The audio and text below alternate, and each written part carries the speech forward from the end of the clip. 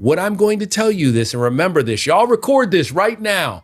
The best quarterback in this draft is Michael Penix Jr. from Washington. Is it me or is the Shohei story not as fun when we're not talking about gambling? I will pay for Paul Tyson because I just want to see Iron Mike beat his ass. And I'm wondering if that small ritual, Kevin, would have been enough to bring joy to the face of Bill Belichick just once. We know Chris Paul will probably, no matter what, end up down in San Antonio throwing lobs because no one can throw the oops upside your head. What?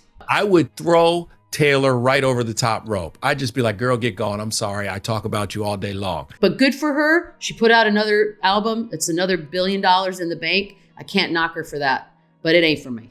Justin Jefferson is the truth, and I'm not dissing him. He deserves every penny that he can get.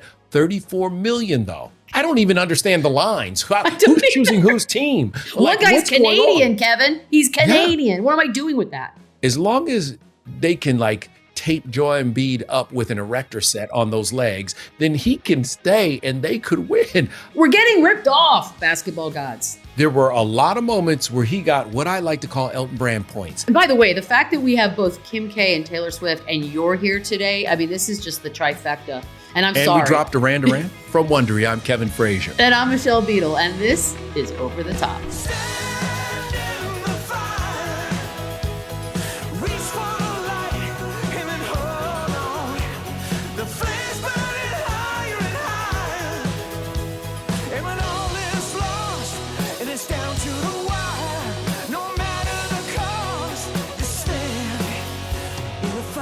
Here's how this show works. So we get the best stories of the week from sports, pop culture, and then we're going to face them off. We get to crown a champion and answer one simple question. What is the undisputed, most important thing on planet Earth this week? And we decided the only way that we really know how, which is Royal Rumble rules. Start with 2 stories. We decide which one's more worthy to discuss and which one's got to go. After 90 seconds, a new story gets introduced, and we got to decide whether we want to keep talking about our current story or switch to the new one. Okay, here's the deal. We don't know the order, right? But we do decide which ones get thrown over the top rope. Kevin, what's first? I thought you were going to call me Peter. Thank you. Never.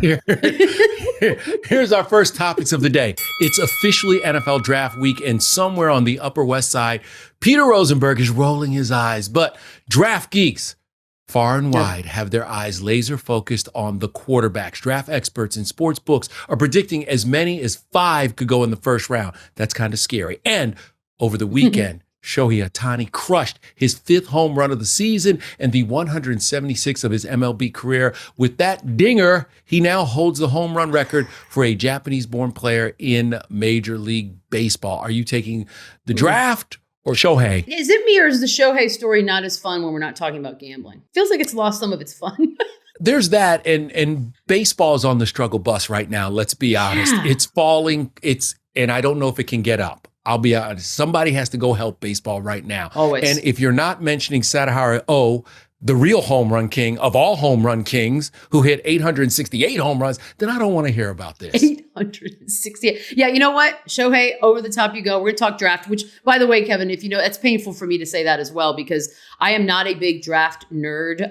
Just give me the rundown. It can be in an email. When you guys figure out who you're drafting, just send that to me because we spend months talking about this. We are still talking about it. And this thing doesn't happen until later on in the week. Do you like this part of the year? It does get a little tired, the draft talk and the over-evaluation of all these players. I do love when it comes down to the picks and the whole over-under thing about whether, there'll be 5 quarterbacks drafted in the first round. Of course there will be, because NFL teams, it's like crack to a crack addict. Yep. That's what a quarterback is to a GM in the draft. And what I'm going to tell you this, and remember this, y'all record this right now, because this is going to happen. The best quarterback in this draft is Michael Penix Jr. from Washington. And all those other dudes that you pick, you're going to be looking back like we do on alternate routes, where we look back at all the people who passed over Patrick Mahomes. Y'all are passing over the best quarterback in the draft, and you're going to take some dudes who will be average ahead of him. Oh, I'm glad you said that. I think this is going to be a future alternate routes topic is, what happened if the GM that decided to trade up for J.J. McCarthy hadn't? Would he still be employed today? I feel like that's going to be your alternate routes moving forward. Yes. This is going to be, I think Brock Purdy has made all GMs think that their goal now in life is to find that sort of diamond in the rough. And we're going to see a lot of that. And it's going to be fun to watch from the outside. It will be. All right. Up next, all hail the king, dear Lord. Boxer Ryan Garcia dropped Devin Haney 3 times. This was a dazzling majority decision win out in Brooklyn over the weekend. He was the underdog coming into the fight, said he drank every single night leading up to it. Do we want to continue talking about the NFL draft or switch to Ryan the King Garcia? He's crazy. He's crazy. I know this is going to sound crazy. I loved this fight. I thought it was great. I do think that the draft still has a little more importance than boxing. Okay. You tell me. What do you think? I think it's funny that we had an actual boxing match and Ryan Garcia did his damnedest to get us all talking about it. Every single appearance he did beforehand was sort of like, is he okay? Brilliant now in hindsight. And then he said he won $12 million on himself, but it still doesn't garner the same attention as, say, a Paul Tyson headlining. So I'm just like, you know what? It's not here yet. It's not here yet.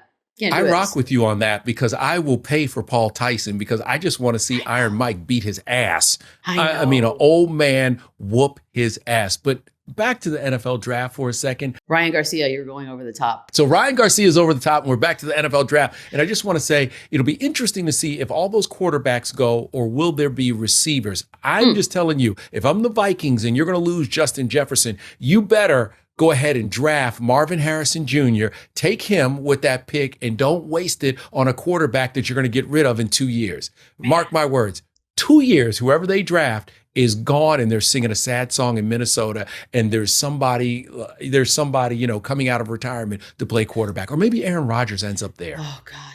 May we all be so lucky. You know what I think is funny, too, is I'm a big sort of skeptical fan when it comes to this kind of hype. For example, the Caleb Williams of it all. Like, I don't doubt that he'll be a good quarterback. He was a great quarterback in college. But there comes a certain point where that kind of hype and expectation, when you start calling someone generational, I don't like it. And he's going to one of the best sports towns in America, presumably in Chicago. And it's just like you set a kid up for failure when we do this. Here, hand him the keys to the car. We saw what happened to Justin Fields. That was not handled perfectly. I don't envy some of these guys. I know that they're about to embark on the best time of their lives and this is their career, but sometimes I think we just set them up to start behind the 8 ball. I don't love it.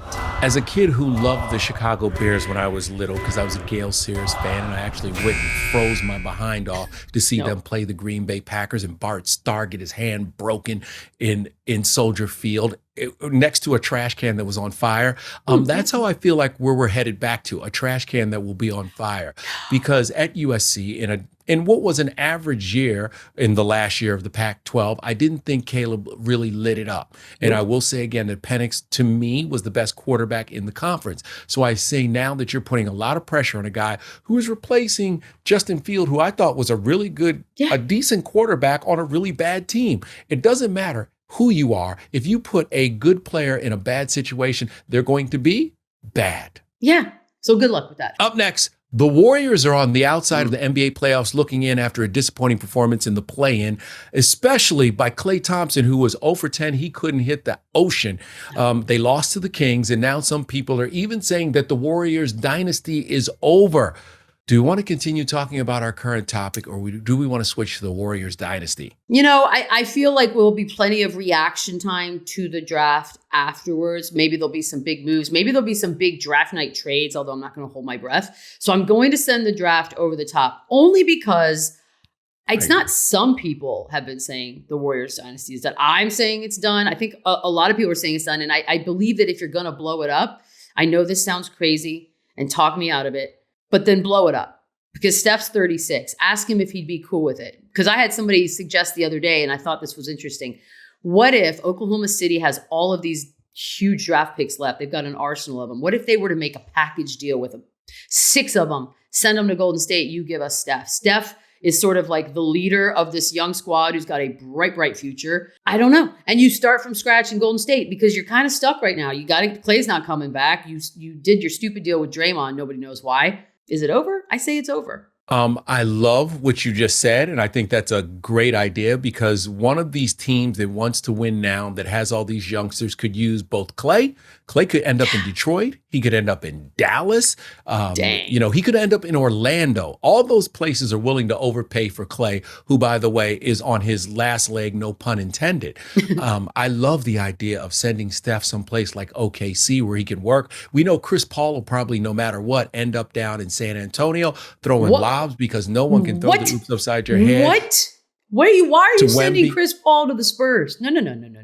I don't want that. The Spurs are going to go out and get Chris Paul, and Wemby is going to rock and roll, and it will be a game changer for him.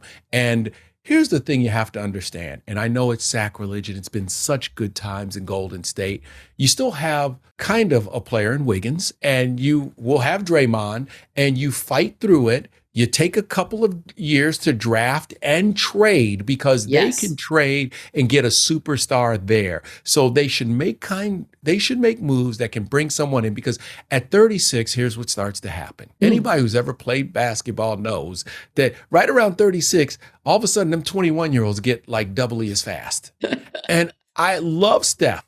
But it was always a challenge defending people, and they tried to hide him on the court in fourth quarters of games. So now they're going to continue to hide him, or are they going to move on and bring somebody in who can really help this franchise start over again?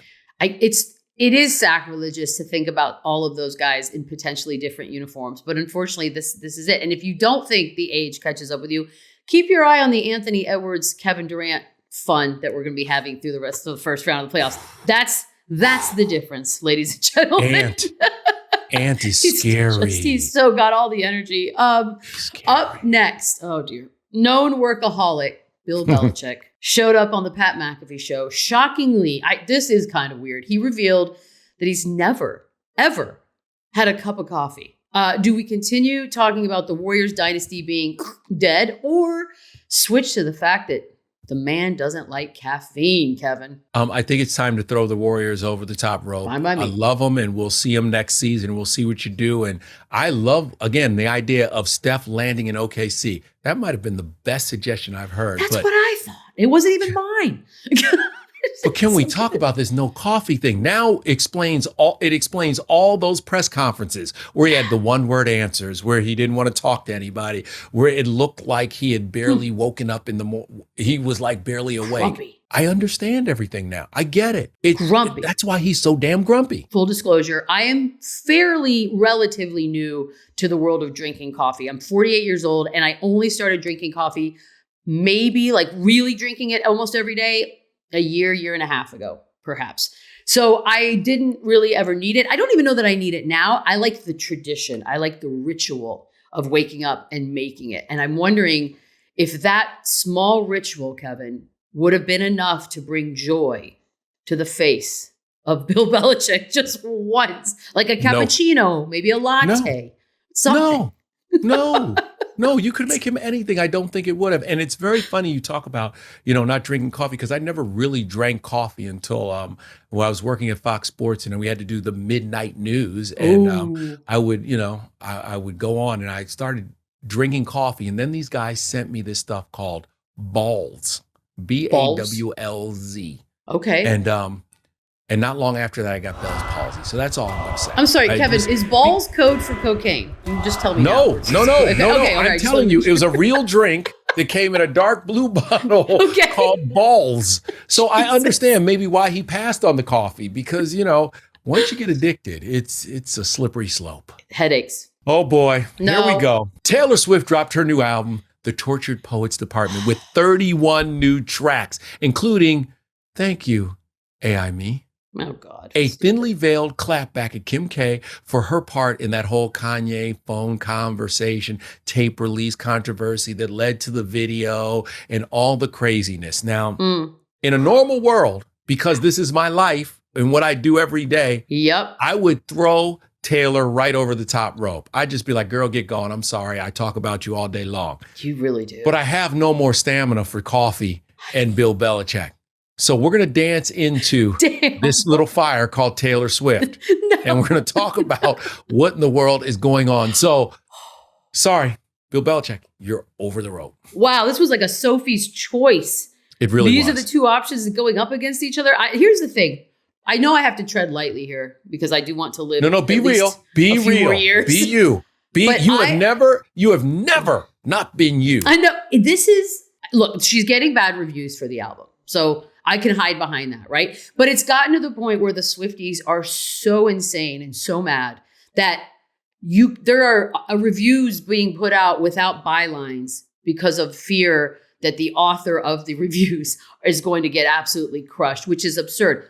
Here's the thing I've said. I understand the appeal she has. It's cult-like. I'm watching grown-ass women put videos of themselves at 2 a.m. when this thing dropped, listening with their hands over their faces, crying like they've gone through the same thing. I hate it. And I don't find the lyrics to be overly stimulating or eye-opening or wow, gee, I don't.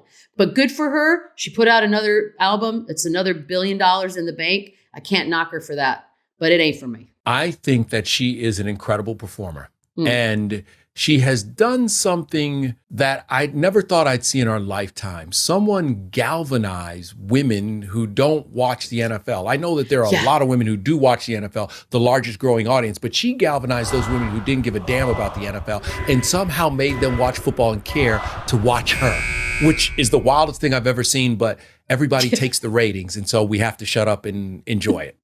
She really did. We were watching games It's to shocking. see Taylor Swift drink, maybe. Maybe she's drinking, maybe she's dancing, maybe she's high-fiving. Maybe she's saying hello to a little girl. Oh my God, there's Taylor. She's just like us. We are halfway through the show. Thank God there's more show. We can get past that one, hopefully. Right now, the most important topic of the day is Taylor Swift. It's early. It's early, right? We'll be back. Thank God.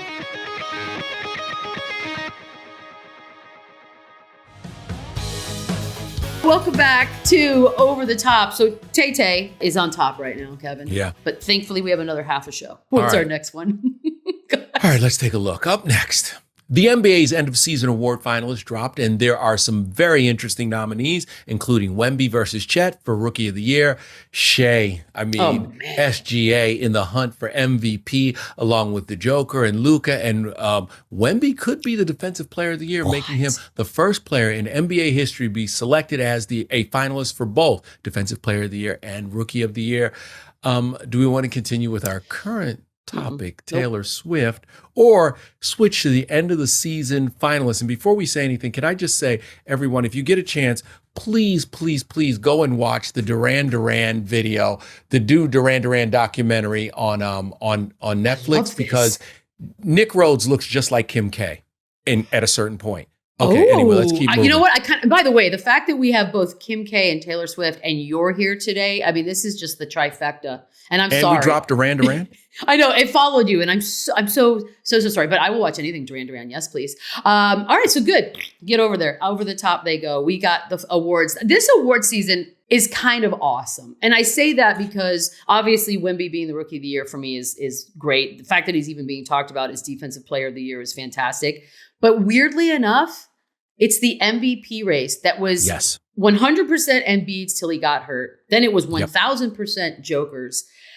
And now everyone's forced with a real dilemma, if you will, because SGA's team is in that number one spot. And is that not the final criteria that we tend to put on ourselves when voting for MVP? SGA is the MVP. There's no working around this. Actually, the real argument becomes, should Chet supersede Wemby? Because remember, Wemby got he got a lot of hype. And in my opinion, there were a lot of moments where he got what I like to call Elton Brand points. And no disrespect to Elton, but those are points that were scored when the game didn't matter. And there was a lot of that. A lot of that. Chet was playing in meaningful games, and they got the number one seed. So I just want everybody to think about it. I'm not saying Wemby shouldn't be the Rookie of the Year. I'm saying Chet deserves a lot of votes. And I mean, Shea carried this team and took them to a new level. We're seeing a changing of the guard in the West. And I think SGA is without a doubt your MVP. I say this too. Full disclosure, I have two favorite players in the league that are non-Spurs. It's Jalen Brunson and it's Nikola Jokic. They make me smile.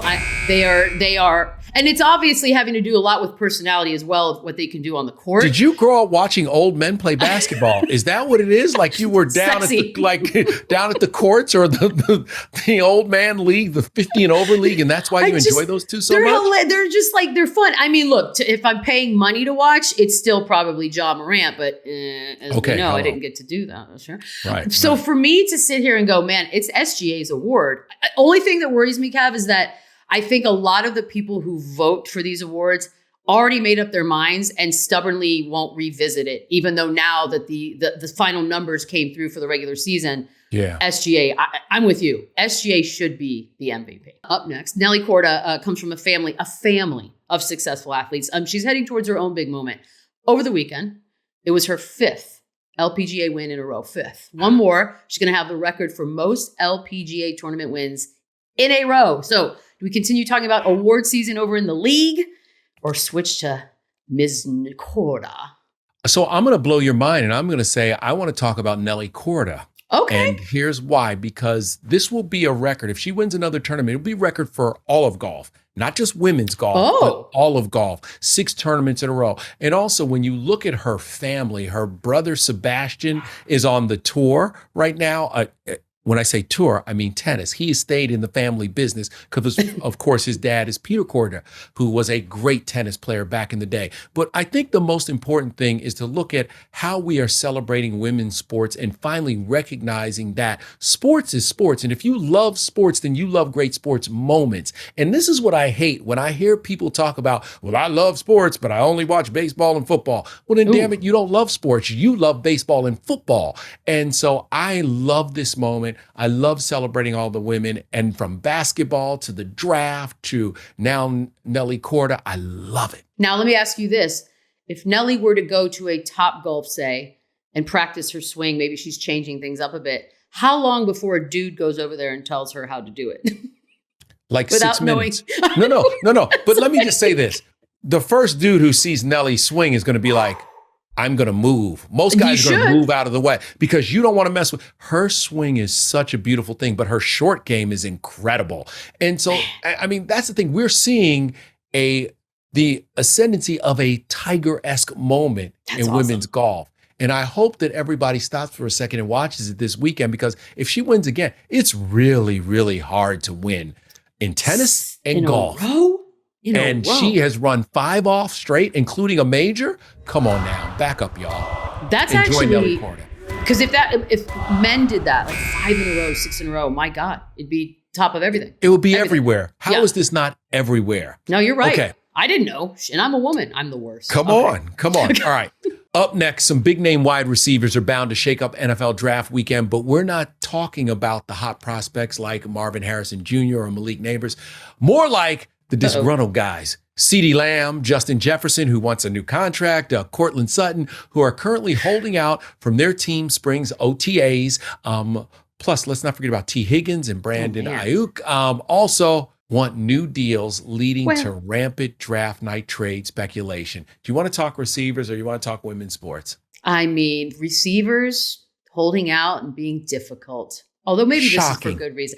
Let's talk about it a little bit. Nelly, I wish you luck. Kevin has now talked me into it. Now I'm going to be paying attention more than I would have. And so I appreciate it. I thank both of you, actually, for that one. But over the top she goes. Let's talk receivers here for a second. Some of these guys, for sure. I mean, Brandon Ayuk, I think, unfortunately for him, might find himself in a situation where the team just can't. They just can't financially figure this one out, because let's not forget, if Brock Purdy's their dude, which I'm assuming, they're going to have to pay him more than 25 cents pretty soon. So he might, just as a result of that, sort of be the odd man out. But how are you feeling about holdouts? Because there was a time where I think a lot of sports fans immediately say, what's your problem?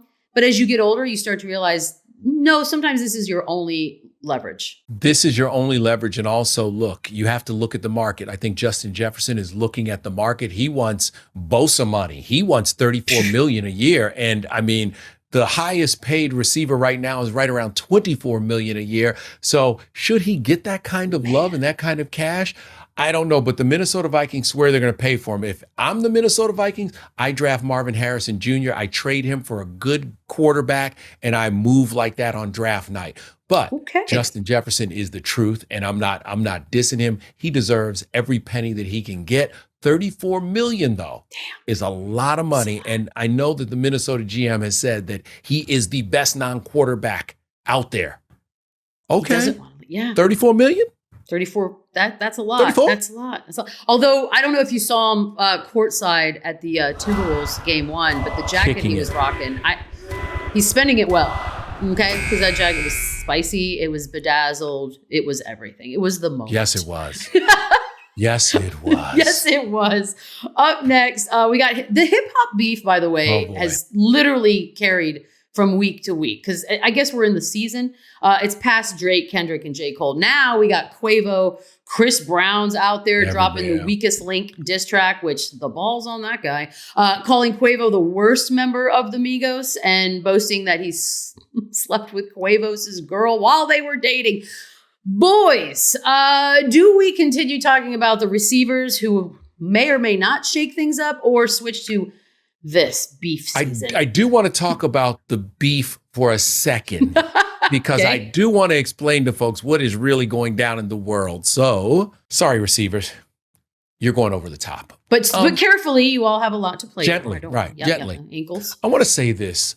You know, when I watch NBA basketball with my children and they mock the 80s and 90s, I always say that these guys now couldn't have played then because that was real men. You could get clotheslined or punched and you could still stay in the game. They may not even call a technical. Guys got, harassed and, family members. I remember Daryl Dawkins' brother in the NBA Finals coming out of the stands to fight because somebody was messing with his brother. It was that kind of league, and now it's grown much softer and much nicer, and, they protect guys. They're all friends. That's how I feel about this hip-hop beef now. This is nothing compared to East versus West Coast. This isn't the Source Awards where we don't know if Snoop and those guys are going to make it out alive. It's a big difference. Tupac got shot. Let's think about it. Biggie got killed. It was a time where it was dangerous. Now these guys, I feel like it's a great marketing tool and it's nice and everybody's nice. And when they see each other, they probably hug and, they're like, ha, ha, ha, we got him again. It's like the difference between the NBA in the 80s. Ask Michael Jordan what it was like to go through the Detroit Pistons when he first got into the league. And then turn around and ask that same question to all these guys now. Ask Drake what it was like for Snoop when he stood on that stage at the Source Awards and said, y'all don't got no love for the West Coast?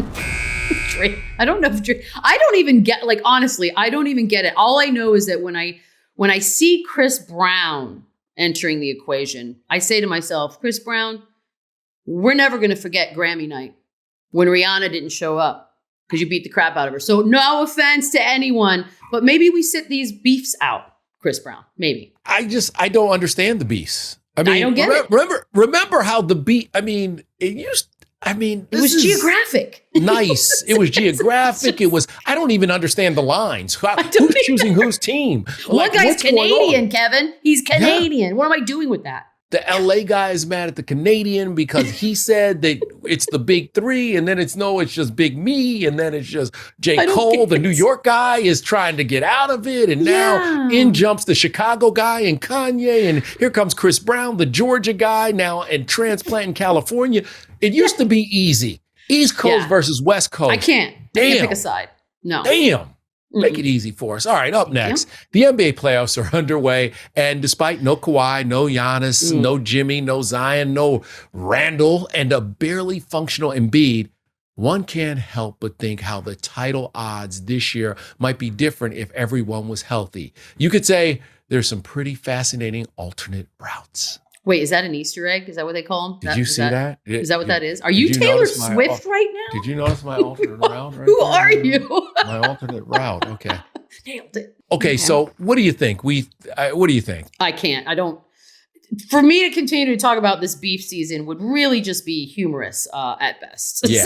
So it goes. Over the top, everybody. All y'all out. The playoffs. I like this alternate routes. Okay. So how do we... Can I say this, though, about it? Because you just listed off a pretty spicy list of big star names in the NBA. Mm-hmm. But the crazy thing about it is that the two teams that, for everybody's money, that will be in the finals come that time, Denver and Boston, pretty healthy. Pretty healthy. I don't, and see, this is where I disagree because I don't know if Embiid is healthy that any of those people can stop him. Okay. Joel is the MVP of the league. A healthy Joel is the MVP of the league. And so that's the problem. He's not healthy right now. But if he was, the Sixers are my number one seed because when you get to the playoffs, throw those stupid seeds out. It really, and we've seen this over and over, and especially in this new era, the guys are playing kind of in the regular season because they know that the postseason is going to be long and arduous. So they're like, listen, let's just ride this one out and we'll see you in the playoffs. And come playoff, all of a sudden they bust your butt. So that's what I think is going. That's if Joel's healthy, it's different. If Giannis is healthy, maybe it's different. Maybe it's different. But I do think that the Sixers would blow through the Knicks if Embiid is healthy. It's no contest. What about if Randall's also healthy? It doesn't matter. Randall, he could be healthy. He could be healthy. Please, he could be healthy. He could be 100%. I mean, Julius Randle, I love you, but you know what? I have always said this. He came out of a weak SEC and a down year in the SEC and was overrated and has always been overrated. I'm sorry. If you see me, you can slap me, Julius, but I'm saying you're overrated. It wouldn't make a difference if you were on the court for the Knicks. Thank you. I'll stop.